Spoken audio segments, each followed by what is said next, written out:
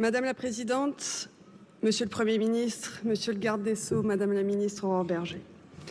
Toutes les victoires féministes sont des combats qui semblaient perdus d'avance, menés par des femmes qui ont moins regardé pourquoi elles pouvaient perdre que comment elles pouvaient gagner. Je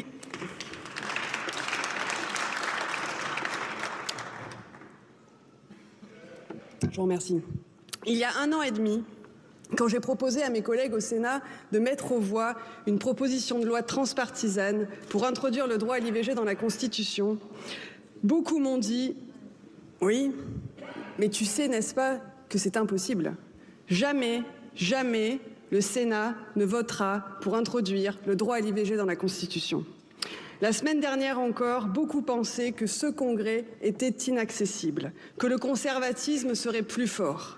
Et pourtant, nous sommes là. Et c'est une magnifique leçon que nous nous donnons à nous-mêmes, nous, les féministes. Nous sommes si fortes. Et si on ne lâche rien, à la fin, on gagne.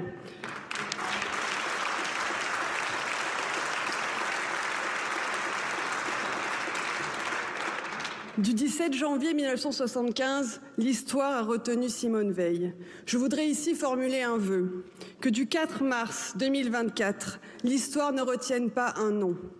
La démonstration que nous avons faite avec Mathilde Panot, avec Aurore Bergé, avec Laurence Rossignol, avec Dominique Vérien, avec Laurence Cohen, avec Elsa Schalk, avec ces femmes qui ont choisi dans ce combat, comme en 1975, l'intérêt général par-dessus toute autre considération, c'est que la victoire ne pouvait être que sorore et collective.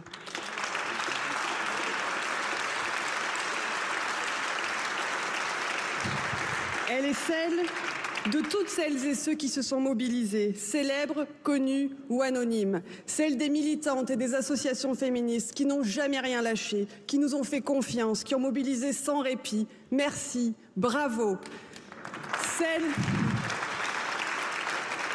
de toutes ces personnes qui ont relayé nos appels, interpellé leurs élus, marché, écrit, pris la parole, celle des femmes, des filles, des petites filles, des nièces de sénateurs qui ont convaincu avec leurs mots, leur père, leur oncle, leur mari, chacun de vous qui, à votre niveau, avez agi, soyez fiers de ce que nous avons fait ensemble. Le 4 mars 2024 est désormais gravé dans la grande histoire des droits humains et des droits des femmes, comme un tournant historique.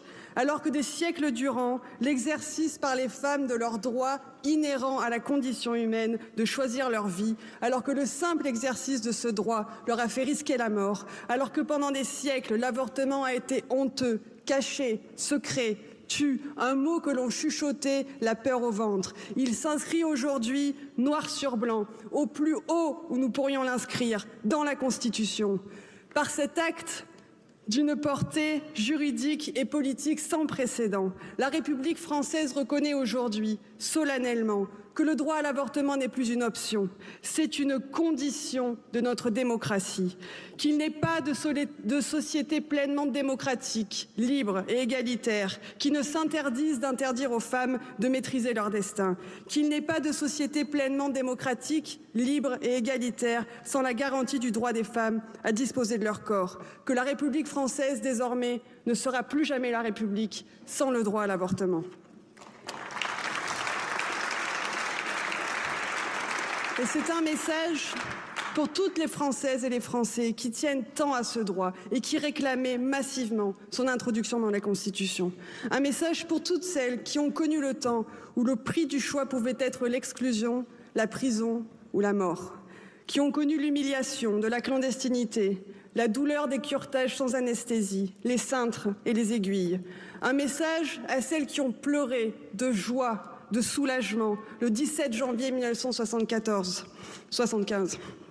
Jamais vos filles, vos petites filles, vos nièces ne connaîtront cela. Nous sommes à jamais libres. Vous avez définitivement gagné.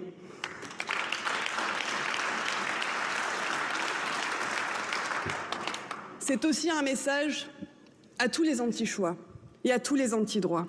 Vous n'avez cessé depuis 1975 de rêver d'un jour où vous pourriez nous reprendre ce droit. Entendez, depuis le Parlement, la République entière, vous dire et vous le dire sans trembler. Cet horizon a disparu. Vous avez définitivement perdu. Plus jamais nous ne reviendrons sur le droit à l'IVG. Jamais.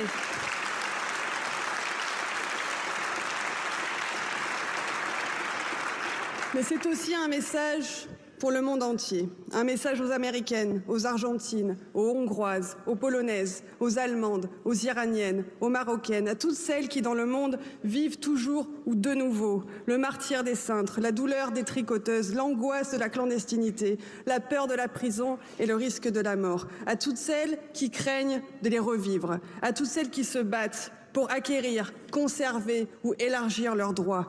Nous sommes inconditionnellement avec vous. Le recul des droits sexuels et reproductifs dans le monde n'est pas une fatalité. Vous pouvez gagner, nous pouvons gagner, car ensemble, unis et solidaires, notre pouvoir est sans limite. Nous pouvons renvoyer le patriarcat, l'obscurantisme religieux, la domination masculine dans le cimetière des idées réactionnaires.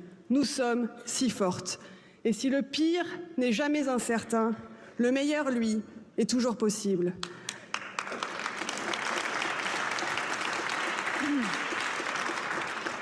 Et ce combat qui semble perdu d'avance, c'est notre victoire de demain. Je vous remercie. Je vous remercie, Madame la Présidente. Merci beaucoup.